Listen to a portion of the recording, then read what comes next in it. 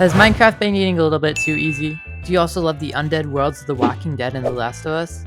Join me as we put together the best zombie apocalypse mod pack for 1.19.4. To start this mod pack, we have the most essential mod, the Hordes. This mod introduces configurable hordes of monsters that invade your base in waves starting from the night and ending in the morning.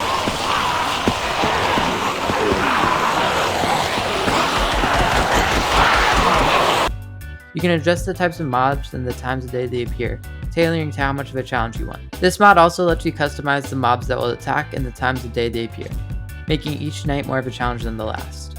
Also, there's an infections. If enabled, players and horses can become infected after a zombie attack, turning into zombies 5 minutes after getting infected or upon death. This infection can be cured with a golden apple by default, but you can set it to any item you want. The infection also affects villagers, preventing them from being cured once zombified. Moreover, you can add zombified variants of mobs from other mods if a corresponding zombie variant exists.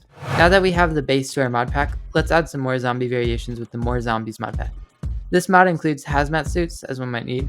It also has a working flashlight, crates for storing stuff, traffic cones, research stations for villagers, and most importantly, zombies. In this list we have the viral zombie, frozen zombie, prisoner zombie, officer zombies, and ghouls. We also have two boss zombies, the brute, which is a basic slow heavy hitting boss, and the zombie giant, which is basically the same, just really big. I would also like to add the Tisu Zombie Resource Pack, which vastly improves how scary the zombies look and sound. And just because we want these zombies to be as realistic as possible, also install Zombie Awareness, Mob Sunscreen, Zombie Extreme, and Day Zombies Rebooted, which just adds a lot more difficulty to the pre-existing mods. Just because we want all these zombies as abhorrent as possible, add the Fungal Infection Spore mod, which adds some very scary zombie variants into your world.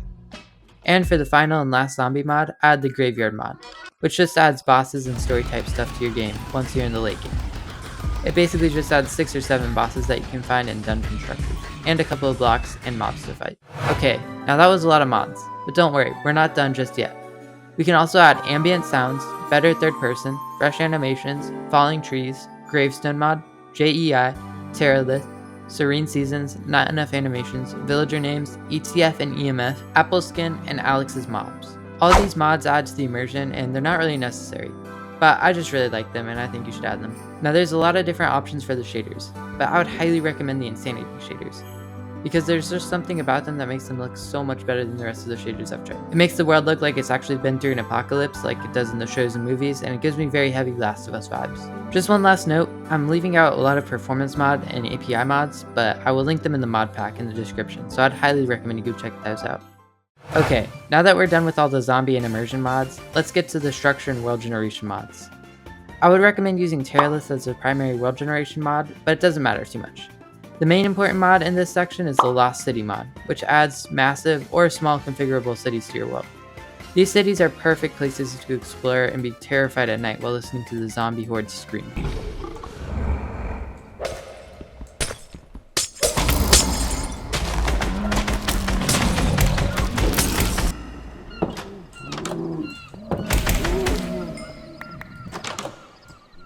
But they are also very cool despite being so scary. Another mod that adds to the post-apocalyptic feel is the Bunker Down mod. It adds these randomly generated bunkers around the world, and you also spawn in one to start your world off. It adds a lot to the, oh my god, we're in an apocalypse feel that we're going for. And I would highly recommend you check it out. I would also download all of Young's structured mods, as they improve the general vanilla experience, and there's nothing that compares to his mods. And last but not least, you should download Valhesia's structures. They remind me a lot of the outposts that survive, especially since you can pretend illagers are just surviving humans that want to kill and loot you or something. Finally, we reached the last part of this mod pack, which is combat. For combat, I chose to use the Better Combat mod, which just changes how you swing your sword and whatnot. This mod is optional, but I'd highly recommend it, but it's up to you. What's not up to you is Mr. Crayfish Gun mod, as this is a must for surviving the zombie waves that attack you. It also works in compatibility to some of the other structure generation mods we've installed. I know that was a lot of mods to go over pretty quickly, and I skimmed over a lot. So I'd highly suggest downloading the Modrinth page and just loading it up on that mod pack that I linked in the description, since it is so easy compared to just manually adding all of these. I forgot to mention this, but it's all running on Forge 1.19.2, so anything that is made for that version, feel free to add. Thanks for listening to me, and here's some unaltered footage of me playing the pack.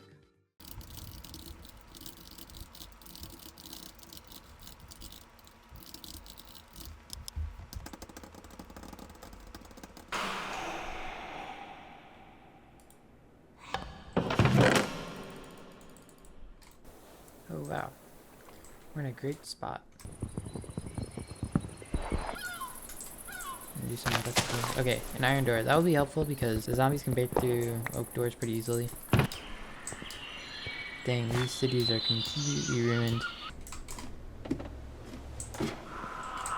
What the fuck? Okay, we're not doing that. It's getting way too dark for comfort. We will begin to set up right now. Oh god, there's two. Oh my god.